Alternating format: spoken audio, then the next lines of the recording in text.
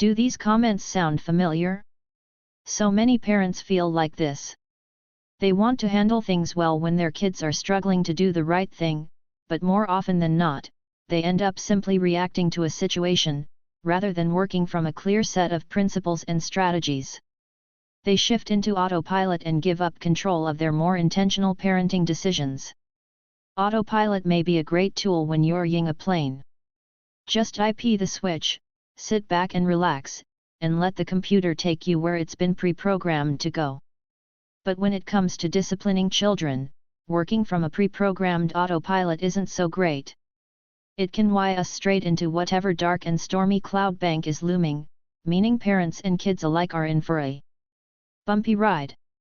Instead of being reactive, we want to be responsive to our kids. We want to be intentional and make conscious decisions based on principles we've thought about and agreed on beforehand.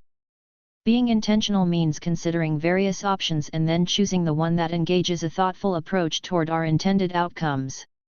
For no-drama discipline, this means the short-term external outcome of behavioral boundaries and structure and the long-term internal outcome of teaching life skills. Let's say, for example, your 4-year-old hits you. Maybe he's angry because you told him you needed to finish an email before you could play Legos with him, and he responded by slapping you on the back. It's always surprising, isn't it, that a person that small can inflict so much pain. What do you do?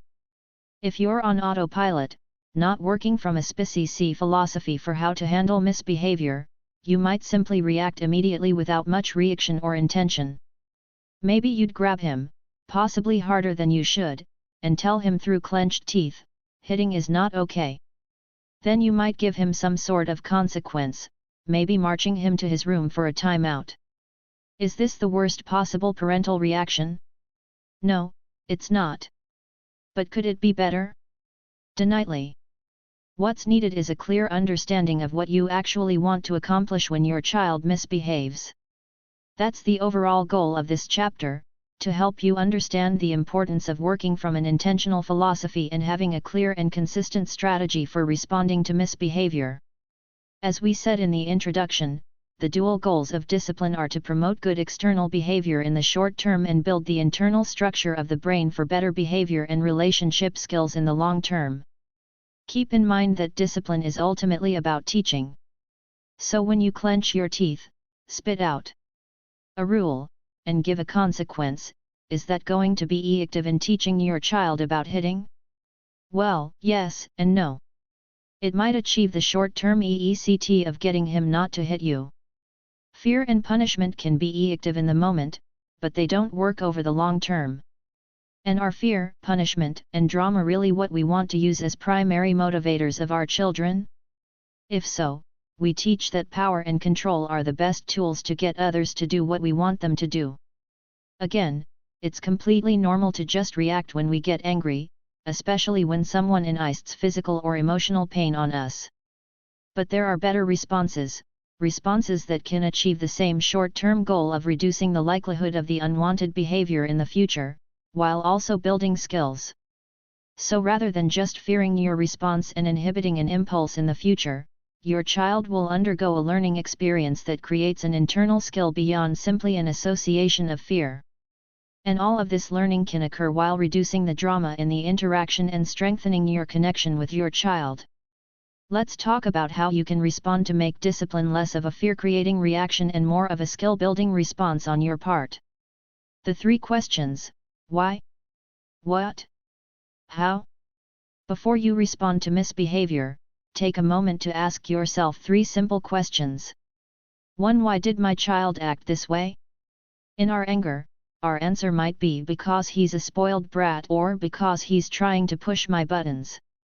But when we approach with curiosity instead of assumptions, looking deeper at what's going on behind a particular misbehavior, we can often understand that our child was trying to express or attempt something but simply didn't handle it appropriately. If we understand this, we ourselves can respond more effectively and compassionately. 2. What lesson do I want to teach in this moment? Again, the goal of discipline isn't to give a consequence. We want to teach a lesson, whether it's about self-control, the importance of sharing, acting responsibly, or anything else. 3. How can I best teach this lesson? Considering a child's age and developmental stage, along with the context of the situation, did he realize the bullhorn was switched on before he raised it to the dog's ear? How can we most effectively communicate what we want to get across? Too often, we respond to misbehavior as if consequences were the goal of discipline. Sometimes natural consequences result from a child's decision, and the lesson is taught without our needing to do much. But there are usually more effective and loving ways to help our kids understand what we're trying to communicate than to immediately hand out one-size-fits-all consequences. By asking ourselves these 3 questions: why, what, and how, when our children do something we don't like, we can more easily shift out of autopilot mode. That means we'll be much more likely to respond in a way that's effective in stopping the behavior in the short term while also teaching bigger, long-lasting life lessons and skills that build character and prepare kids for making good decisions in the future. Let's look more closely at how these 3 questions might help us respond to the 4-year-old who slaps you while you're emailing. When you hear the smack and feel the tiny, hand-shaped imprint of pain on your back, it may take you a moment to calm down and avoid simply reacting. It's not always easy, is it? In fact, our brains are programmed to interpret physical pain as a threat, which activates the neural circuitry that can make us more reactive and put us in AGHT mode. So it takes some effort, sometimes intense effort, to maintain control and practice no-drama discipline. We have to override our primitive reactive brain when this happens. Not easy. By the way, this gets much harder to do if we're sleep-deprived, hungry, overwhelmed, or not prioritizing self-care. This pause between reactive and responsive is the beginning of choice, intention, and skillfulness as a parent. So as quickly as possible, you want to try to pause and ask yourself the 3 questions. Then you can see much more clearly what's going on in your interaction with your child. Every situation is different and depends on many different factors, but the answers to the questions might look something like this. 1. Why did my child act this way? He hit you because he wanted your attention and wasn't getting it. Sounds pretty typical for a 4-year-old, doesn't it? Desirable? No. Developmentally appropriate? Absolutely. It's hard for a child this age to wait, and big feelings surfaced, making it even harder. He's not yet old enough to consistently calm himself effectively or quickly enough to prevent acting out.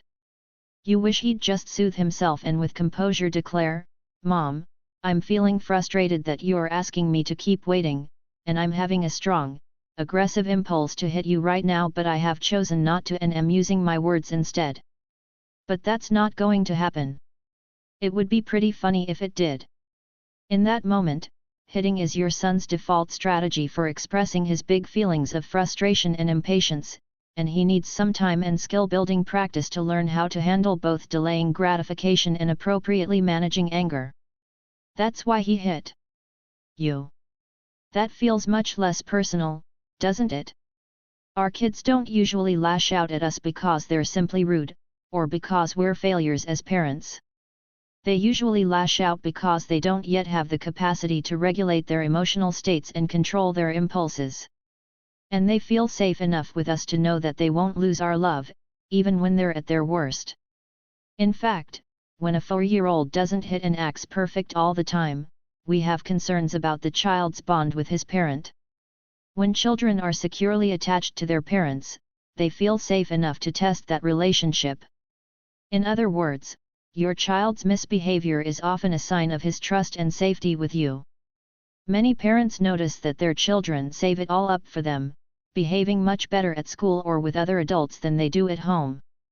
This is why these RUPS are often signs of safety and trust, rather than just some form of rebellion. 2. What lesson do I want to teach in this moment? The lesson is not that misbehavior merits a consequence, but that there are better ways of getting your attention and managing his anger than resorting to violence. You want him to learn that hitting isn't okay, and that there are lots of appropriate ways to express his big feelings. 3. How can I best teach this lesson? While giving him a timeout or some other unrelated consequence might or might not make your son think twice next time about hitting, there's a better alternative. What if you connected with him by pulling him to you and letting him know he has your full attention? Then you could acknowledge his feelings and model how to communicate those emotions. It's hard to wait. You really want me to play, and you're mad that I'm at the computer. Is that right? Most likely you'll receive an angry yes in response. That's not a bad thing, he'll know he has your attention. And you'll have his, too.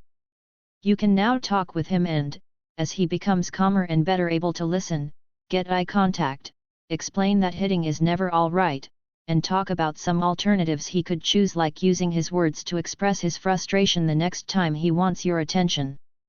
This approach works with older kids as well.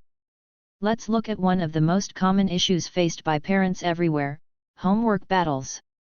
Imagine that your 9-year-old is seriously struggling. When it's time to study, and you two are going round and round on a regular basis. At least once a week she melts down. She gets so frustrated she ends up in tears, yelling at you and calling her teachers mean for assigning such difficult homework and herself stupid for having trouble. After these proclamations she buries her face in the crook of her arm and collapses in a puddle of tears on the table. For a parent, this situation can be every bit as maddening as being slapped on the back by a 4-year-old.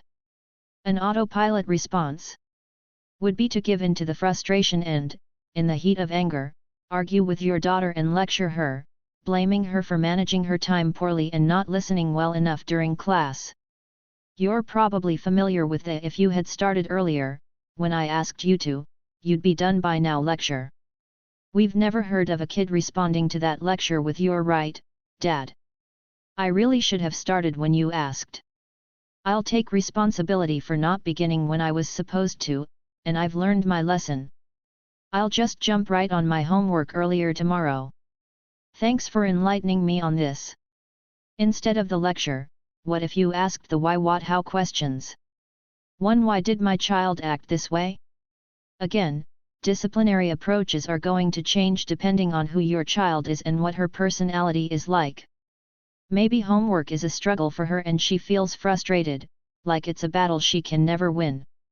Maybe there's something about it that feels too hard or overwhelming and makes her feel bad about herself, or maybe she's just needing more physical activity. The main feelings here could be frustration and helplessness.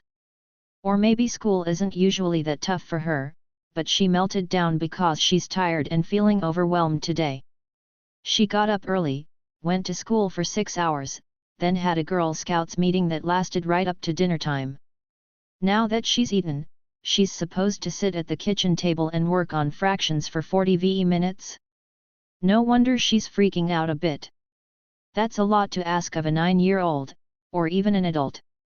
That doesn't mean she doesn't still need to do her homework, but it can change your perspective and your response when you realize where she's coming from. 2. What lesson do I want to teach in this moment? It might be that you want to teach about effective time management and responsibility. Or about making choices regarding which activities to participate in. Or about how to handle frustration more adaptively. 3. How can I best teach this lesson? However you answer question 2, a lecture when she's already upset nightly isn't the best approach. This isn't a teachable moment, because the emotional, reactive parts of her brain are raging, overwhelming the more calm, rational, thinking, and receptive parts of her brain. So instead, you might want to help her with her fractions and just get through this particular crisis. I know it's a lot tonight and you're tired. You can do this. I'll sit with you and we'll knock it out.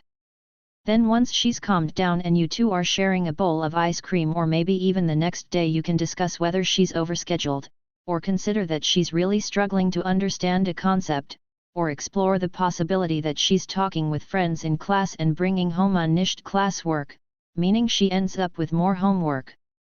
Ask her questions, and problem solve together to figure out what's going on.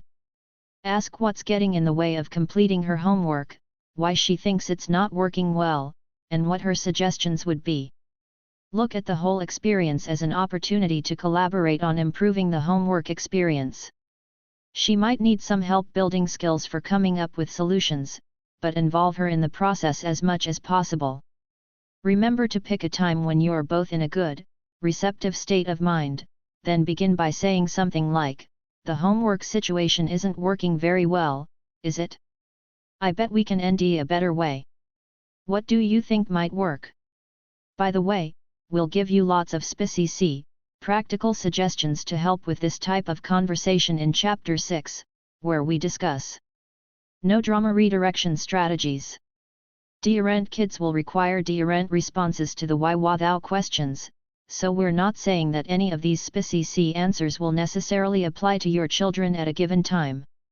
The point is to look at discipline in a new way, to rethink it. Then you can be guided by an overall philosophy when you interact with your kids, rather than simply reacting with whatever pops out when your kids do something you don't like. Why what how questions give us a new way of moving from reactive parenting to receptive and intentional whole brain parenting strategies. Granted, you won't always have time to think through the 3 questions.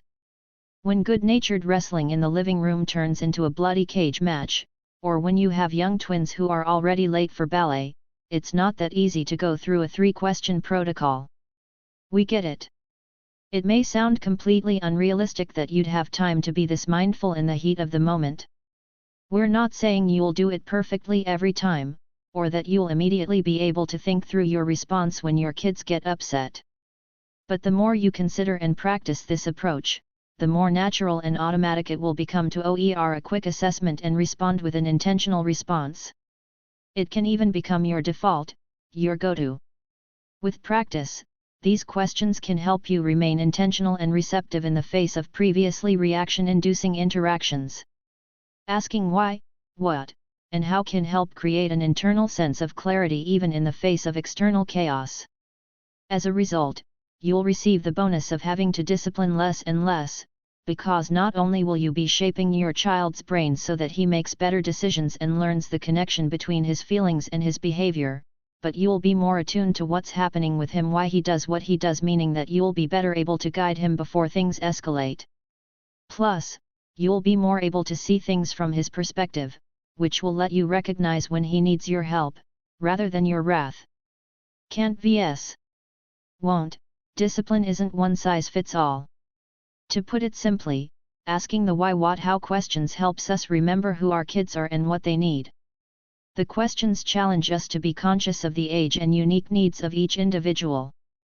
After all, what works for one child may be the exact opposite of what her brother needs.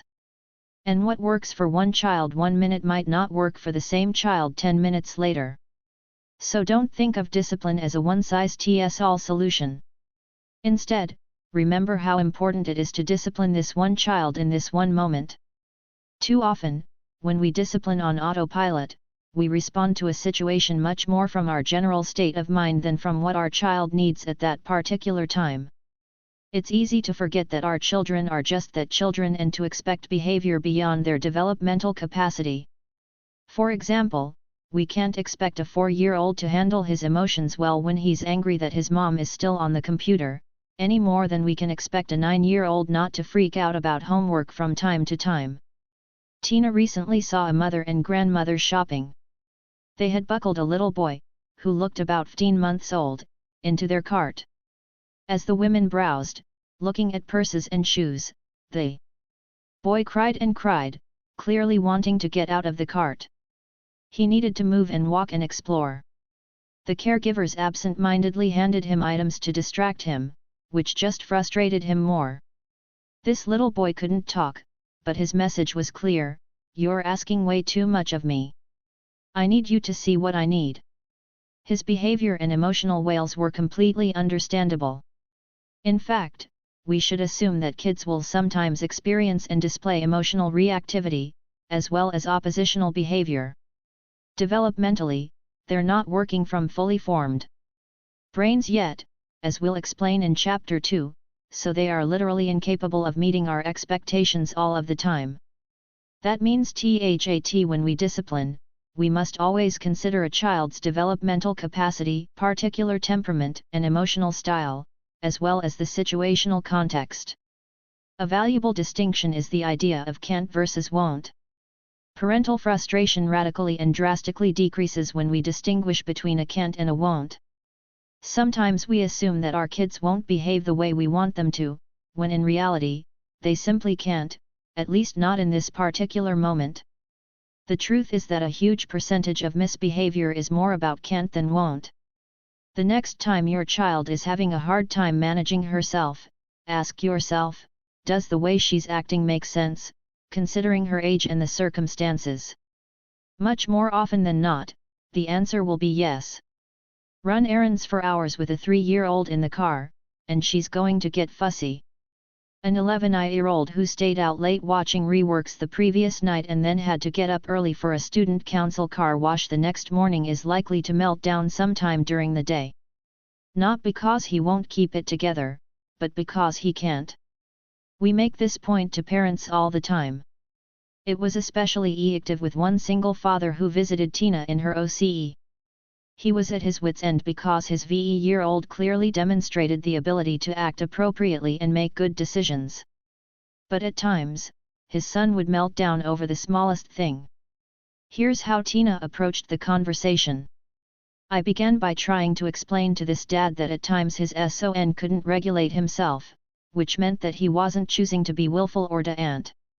The father's body language in response to my explanation was clear. He crossed his arms and leaned back in his chair. Although he didn't literally roll his eyes, it was clear he wasn't about to start a Tina Bryson fan club. So I said, "I'm getting the sense you don't agree with me here." He responded, "It just doesn't make sense. Sometimes he's great about handling even big disappointments. Like last week when he didn't get to go to the hockey game. Then other times he'll completely lose his mind because he can't have the blue cup because it's in the dishwasher. It's not about what he can't do. He's just spoiled and needs stricter discipline. He needs to learn how to obey. And he can. He's already proven he can totally choose how to handle himself." I decided to take a therapeutic risk doing something out of the ordinary without knowing quite how it would go. I nodded, then asked, "I bet you're a loving and patient dad most of the time, right?" He replied, "Yes, most of the time. Sometimes, of course, I'm not." I tried to communicate some humor and playfulness in my tone as I said, "So you can be patient and loving, but sometimes you're choosing not to be." Fortunately, he smiled, beginning to see where I was going. So I pressed on. "If you loved your son, wouldn't you make better choices and be a good dad all of the time? Why are you choosing to be impatient or reactive?" He began to nod and broke out in an even bigger smile, acknowledging my playfulness as the point sank in. I continued. "What is it that makes it hard to be patient?" He said, "Well, it depends on how I'm feeling, like if I'm tired or I've had a rough day at work or something." I smiled and said, "You know where I'm going with this, don't you?" Of course he did. Tina went on to explain that a person's capacity to handle situations well and make good decisions can really fluctuate according to the circumstances and the context of a given situation. Simply because we're human, our capacity to handle ourselves well is not stable and constant. And that's certainly the case with a 5-year-old. The father clearly understood what Tina was saying, that it's misguided to assume that just because his son could handle himself well in one moment, he'd always be able to do so. And that when his son didn't manage his feelings and behaviors, it wasn't evidence that he was spoiled and needed stricter discipline. Rather, he needed understanding and help, and through emotional connection and setting limits, the father could increase and expand his son's capacity. The truth is that for all of us, our capacity fluctuates given our state of mind and state of body, and these states are influenced by so many factors, especially in the case of a developing brain in a developing child. Tina and the father talked further, and it was clear that he had fully understood Tina's point. He got the difference between can't and won't, and he saw that he was imposing rigid and developmentally inappropriate, one-size-fits-all, expectations on his young son, as well as on the boy's sister.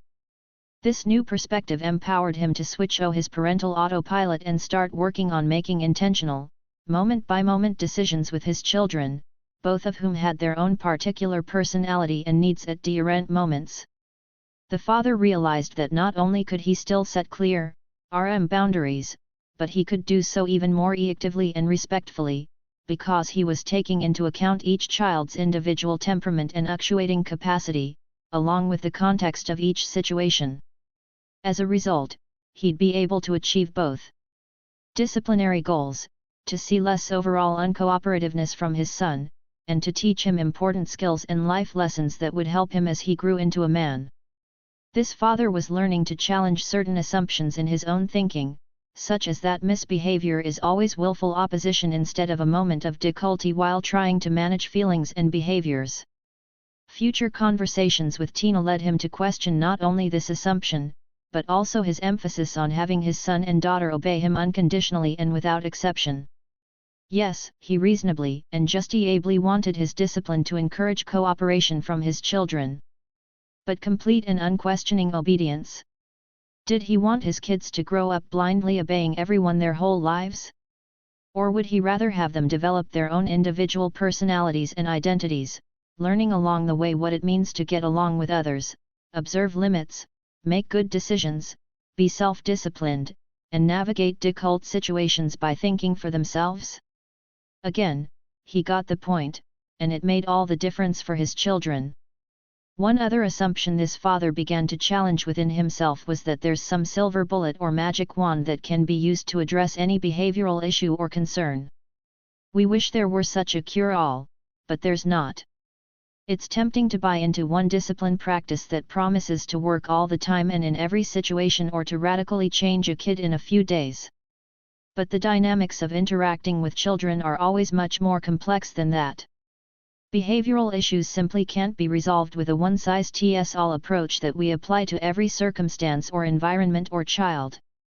Let's take a few minutes now and discuss the two most common one-size-fits-all disciplinary techniques that parents rely on: spanking and timeouts. Spanking and the brain. One autopilot response that a number of parents resort to is spanking. We often get asked where we stand on the subject. Although we're really big advocates for boundaries and limits, we are both strongly against spanking.